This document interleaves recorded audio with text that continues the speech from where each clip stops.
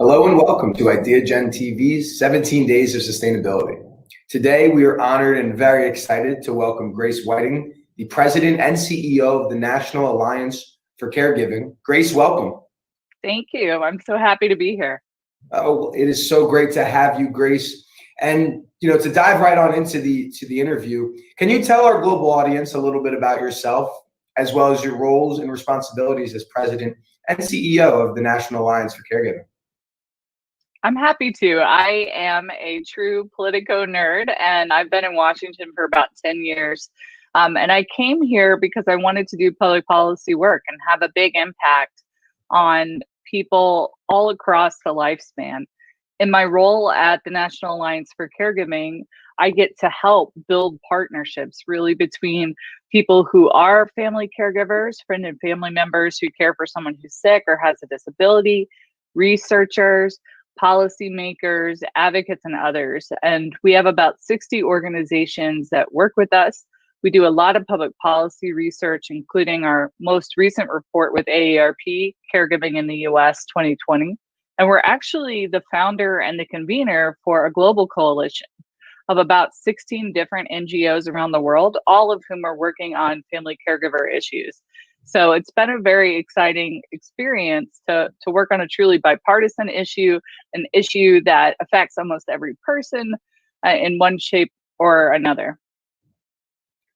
That's fantastic. It's actually incredible work, and we tip our hat to you, Grace, and the work that you guys are doing at the National Alliance for Caregiving.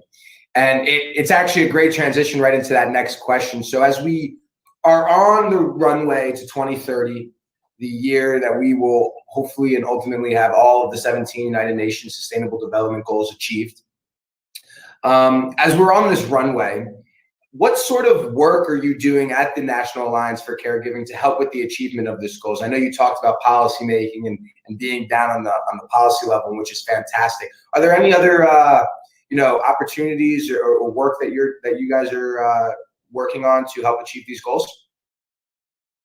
I think conversations like this, where we're having a discussion with global partners about where we have common ground, are really important. So one of the things we're doing at NAC is thinking about convening what we would call a World Carers Conversation. So essentially highlighting the state of family caregiving across the world and places where people are really supporting families versus places that still need to build out that support.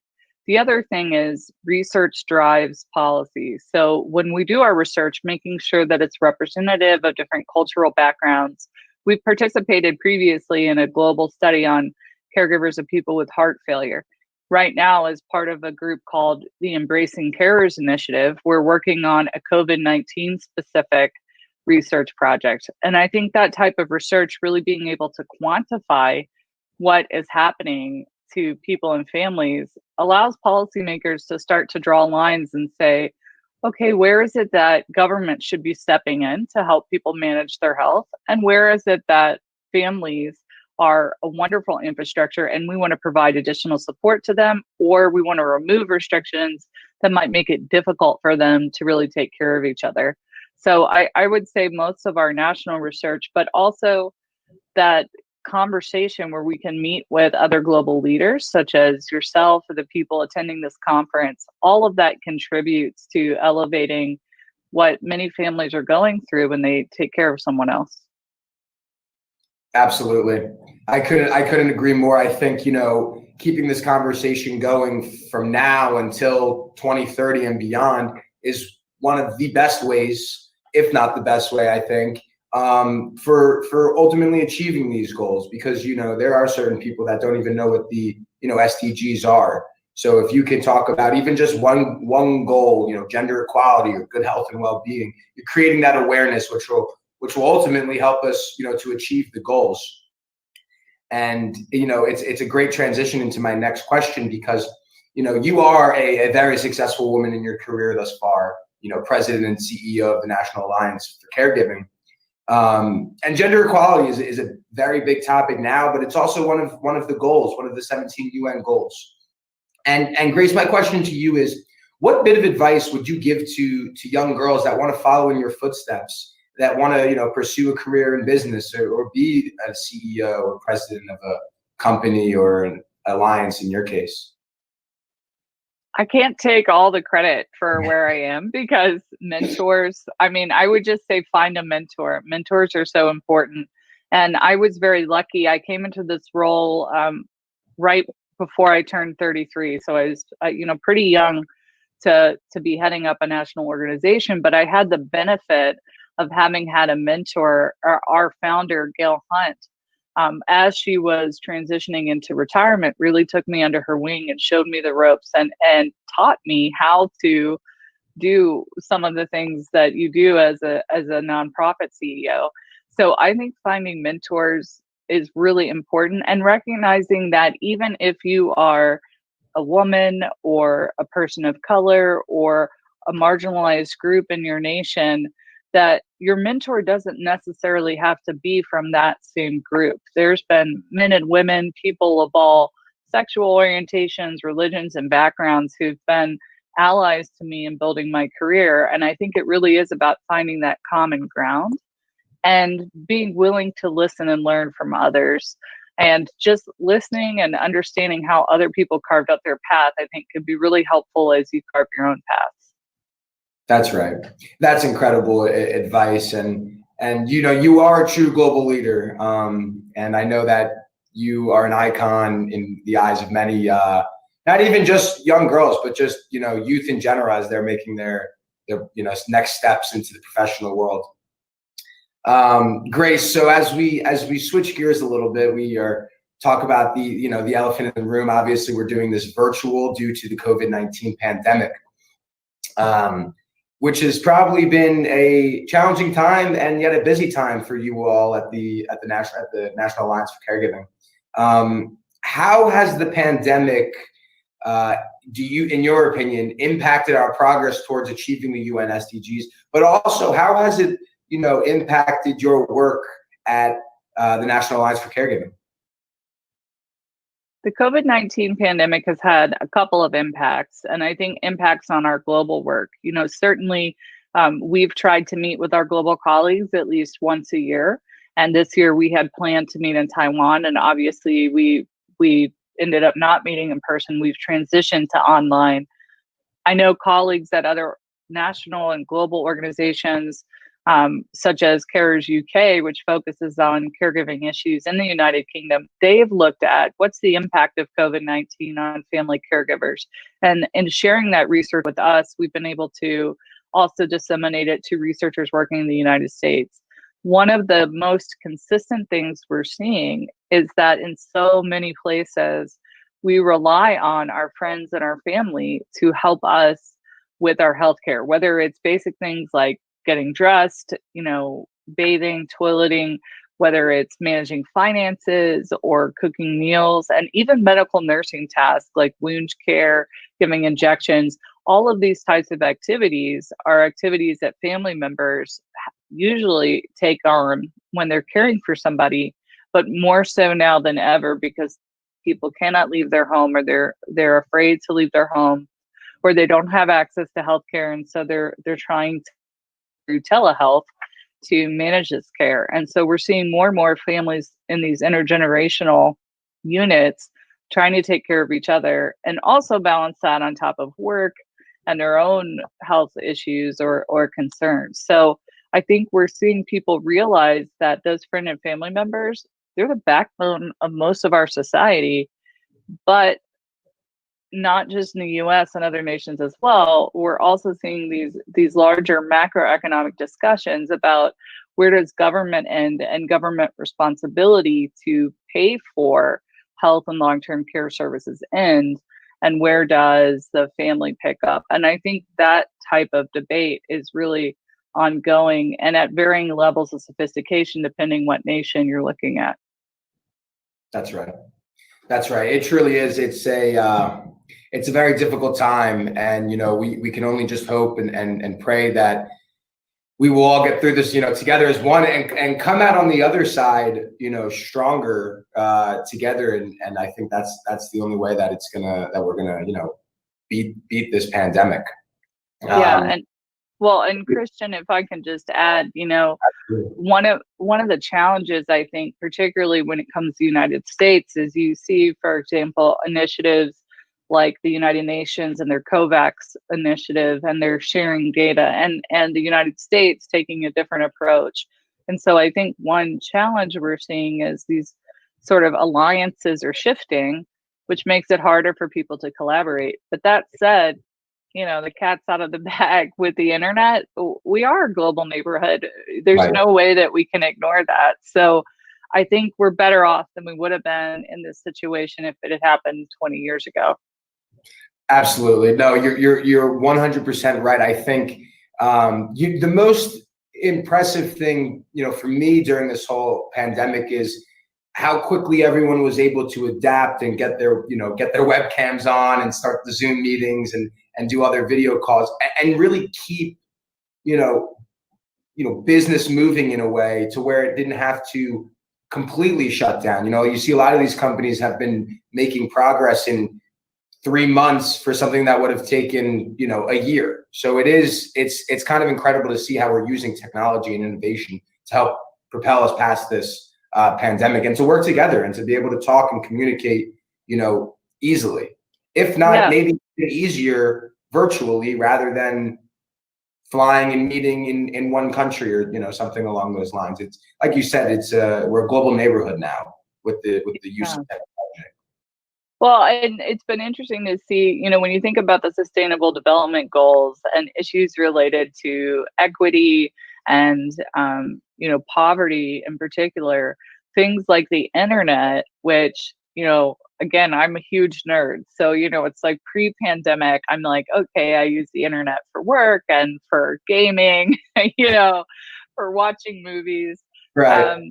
But then it's like you really see that impact where, if you're in a location, whether it's rural Arkansas or, a developing nation, and you don't have access to the internet, just the disparity between your experience and ability to manage your health and well-being remotely versus what they might be doing if they did have access to internet. So Right. I think that's been a really fascinating thing about the pandemic is it started to nudge us on things that maybe were already discussions that we had started, but we didn't really pay attention to until now when we really have to sit up and pay attention. That's right. Yeah, absolutely. I couldn't agree more. And Grace, as we, work to battle through this pandemic, what with everything that's been happening, what do you see as the biggest inhibitor in reaching the Sustainable Development Goals? I think this piece about sort of changing alliances and sort of where innovation is coming from, we're having a very intense debate nationally in the US around the role of corporations and innovation. And I think about, for example, we work with companies in healthcare, whether it's health insurance companies, providers, or those who are making medicines and devices. And there's an ongoing discussion about sort of your superpowers, China, the United States, parts of the Eastern Bloc, and whether, certain incentives are needed in order for companies to innovate versus sort of our societal collective need to share resources and to make sure everyone's taken care of. And I think that debate will continue to intensify. And that's going to be a challenge for the Sustainable Development Goals because I think some of those countries, US included, may say, well, maybe we're better off going it alone. Or I think of the United Kingdom and Brexit, maybe we're better off with more independence. And that I think could sometimes cut against collaboration. That said, I see these goals as sort of a shining beacon in those global conversations because it gives us something to look at that we can work on together. And you see public-private partnerships. So leaders like Bill Gates and his foundation and other global philanthropists who are really investing time and energy in those collaborative goals. So I think the more that private citizens continue to step up and to say, yeah, we are a global neighborhood, we have to work together, Sustainable Development Goals can probably overcome some of those geographic boundaries that we see people wrestling with now. Absolutely. Absolutely. And, Goal 17 of the UN SDGs is global partnerships. And I said it before, I'll say it again. I think that, creating those partnerships is going to be the way to achieve these goals. I mean, they're so big, zero, no hunger, no poverty. These are massive goals that, one person or one company can't go out alone. And I think that, like you said, we have to rely on, those relationships. And I love this global neighborhood. We have to really embrace that and work together as we progress towards 2030 and beyond. And please. Yeah, so talking about this concept of global partners, I'm just thinking about, this is something I think we're struggling with in the United States right now, is we have, in addition to the election, this sort of conversation that's sprung up around equity, health, and it's come into healthcare as health equity. How do we recruit diverse people into clinical trials? How do we design interventions that work for families of color? And I think one of the challenges when you have these big goals is to say, well, I'm going to do all the things. I'm going to fix like every piece of the healthcare system that's broken. And I think one advantage that convenings have is it allows us to drill in on specific areas. So, for example, I can't fix everything that's wrong with the US healthcare system. But what I can do is look to what my neighbors are doing around the world and say, if we're talking about, a mom who's caring for a child with Down syndrome, or a gentleman who's caring for his wife who has late stage cancer, I don't have to just pull knowledge from the United States. I can pull knowledge from around the world. And some of those common principles are going to be the same. How we take care of people, how we provide training and education to caregivers, how we recognize the role that they play in formal healthcare systems like hospitals or nursing homes. A lot of that can cross boundaries. I think of in Taiwan, for example, they've done work to create what they call carer cafes. And it's essentially a coffee shop where you can go in and find support with other caregivers. And they even had at one point where you could scan a QR code on your phone, connect it to the wall, and it would connect you to different resources like elder care attorneys or, respite care providers. So it's things like that where, it's like, I can't fix the whole world, but I can maybe work on this one little piece. And if we all work on one little piece, then it will get better together. Absolutely. That's incredible. I mean, just being able to use that technology and that innovation to just grow a network within, just caregivers alone. I think that's how we're going to work together instead of, like you said, all doing the same thing, just in different countries or something along those lines. And, instead of working together, I think it's incredible. And I think, the mission and the drive that you guys are doing at NAC is just phenomenal. And which leads me right to my next question. So we talked about inhibitors for the SDGs. We talked about some of the work that you're doing at the National Alliance for Caregiving. But Grace, what do you personally think is the best approach for achieving not one or two, but all 17 of the UN SDGs? I know we talked a lot about global partnerships. I know that's a really strong foundation, but are there any other approaches that you think will be very beneficial in achieving the UN SDGs? I think one thing I'd like to see in the global community is moving outside of sort of a Western frame of mind. I think, and probably because of where our government is situated, we tend to focus so heavily on what's happening in Europe. The United Nations, of course, is headquartered in New York, and although that has a global following, I think really encouraging people to think about in a more nuanced way how countries like India or South Africa or Australia, New Zealand, Vietnam, Korea, even these countries we maybe haven't given as much credit to before, thinking about how these different philosophical conceptions of of what life can look like in a different way. I think we tend to say, you have your developing countries and then you've got your, quote unquote, first world countries. And we undervalue things that may actually be working really well in nations that are developing or nations that use technology in a different way. So one of the things I think would be wonderful would be to see more attention paid to areas of the world which historically we haven't convened meetings in, we haven't done a lot of initiatives in, or we tend to think of as beneficiaries of charitable outreach rather than saying there are probably some things here that are working really well that we could take a lesson from ourselves, and being open to knowledge, particularly from those areas of the world that, we maybe haven't listened to in the same way previously. Absolutely.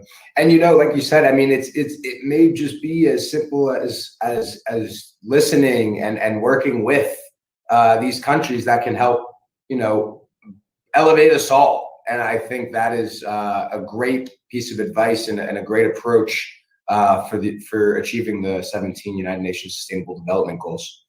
And here at Ideagen, and I know your work at NAC too, we really focus on cross-sector collaboration. We want to knock down those silos, as we call them, and have different sectors, when we were in person sitting next to each other and talking and figuring out ways that finance and healthcare can work together to partner up on something. So it's a very important thing here at Ideagen. And Grace, my question is, why is cross-sector collaboration as well as innovation so vital to helping to solve many of the world's most vexing issues? And to just go a bit further, how are you and the National Alliance for Caregiving infusing collaboration into your daily mission to successfully achieve your goals and mission as we work forward to achieving the goals? Well, I can say, being in the Washington, D.C. area, collaboration is tough, right? And even when I was coming out of law school and I was thinking about what I want to do with my life and all this, I think particularly there's a lot of what I would think of as sort of ideological purity tests. Like if I'm an NGO, I can't work with a corporation because they have a profit motive and therefore they don't really care about supporting people or making people's lives better. One of the biggest blessings of this type of work is that I really got to see that regardless of whether you're at a non-for-profit, non-governmental organization, you're part of the government, or you're with a corporate entity, that people all across the way care about making lives better. Like I'll give an example. I was in California and I had the chance to visit a facility where they make medicines and they do clinical trials. And, we got to stand there as patient advocates and talk to people who were scientists, and they've dedicated their entire life to making medicines to help stop cancer. And in that case, they were showing us like all this amazing technology. So it's one thing to talk about, for example, the price of healthcare, but it's another thing to stand in a room full of people who spent 20 years in school becoming experts in their field and to see cutting edge technology and to put together that it's a more nuanced issue than that. Like healthcare, people need access to it. But we also need to recognize that just because someone is with a company or with a corporation, that doesn't mean that they're not interested in making the world a better place. And that's something I think globally you see working really well in spaces like Alzheimer's. The World Dementia Council brings together a mix of scientists, policymakers, advocates, and corporations. And you see that sharing of data, that collaboration. So I think where we can collaborate, it's useful. And I think sometimes NGOs were a little bit skeptical, like, oh, this, has sort of these arguments, who cares more about people? But the reality is, most people care about other people. And we have to question some of those biases that are preventing us from collaborating. Absolutely. And if one of our biggest problems is who's caring more I think it's a good thing. Dr. Robert J. Brown just came out with a book. He was former advisor to Martin Luther King and Nelson Mandela. And he came out with a book that's titled, "You Can't Go Wrong Doing Right." And I think it applies perfectly, in this situation. As long as we are all doing the right thing, it's really going to help elevate us, all of us, not just Ideagen specifically, but all of us, globally. Absolutely. And it's incredible insight, Grace. And my next question is, just a bit of a personal one. And what has been your favorite program or project that you've worked on throughout your entire career? And why? Yeah, of course, the work I've done at NAC has been really fun. One of the things I really liked is we did a study of people who are caring for somebody with a rare disease. And it was the first public policy study in the US really looking at folks who were in this situation. And what I loved about it was a lot of times when you talk about patient advocacy and you connect with people and you give them a hypothetical, okay, you've got dinner with the president and you get to make your case, what are you going to say? And I think people tend to jump to their personal story, which is a natural starting point. What shocked me is I went to this rare disease conference and I was talking about advocacy. And at the time, President Obama was in office. And I said, okay, you have tea with the president. How are you going to make your case? And these families just like jumped immediately into, well, I'm going to tell them that, the FDA needs to accelerate, innovation for new drugs, or I'm going to tell them that the standard of care for this condition needs to be updated. And I was standing there thinking like, these folks are so activated. And most amazing to me, I think, is in many of these cases, rare and genetic disorders may be terminal, or you may have a child who, progresses and grows up normally and then suddenly, turns around and, loses a lot of quality of life. And yet people were so excited about the science and they had such hope for what they could do together that it was just sort of this hotbed for innovation. So I have to say that was one of my favorites by far. And it's funny because it's like when you start thinking about caregiving, you realize it touches more than you could possibly imagine. It's like a couple months after that, I'm watching a documentary on Tsar Nicholas and the Russian Revolution, completely unrelated to work. And they're talking about how his son had hemophilia. And I'm sitting there going, oh my gosh, he's a rare disease caregiver, and all of this historical stuff around Rasputin and trying to find a cure. Like, this is a rare disease caregiving situation. And so that was kind of neat too, to get to work on something that where we got to bring together all these different groups and kind of make the case more globally for what they needed. That's just truly incredible, Grace. Grace, thank you so much for taking the time to join us on the show today. And before I let you go, I just have one final question, and I'm very excited to hear the answer. And the question is, what is your post-summit ask for our global audience as we continue to change the world? My ask would be to continue reaching out to people to get their real unfiltered input. So in healthcare, we make so many assumptions about what people and their families might want, but don't forget that we actually need to ask people and families what they want. And I think for each of these sustainable development goals, being sure that we're including in conversation the people who would actually be impacted by programs or interventions or support, that we're having a serious, authentic conversation with them.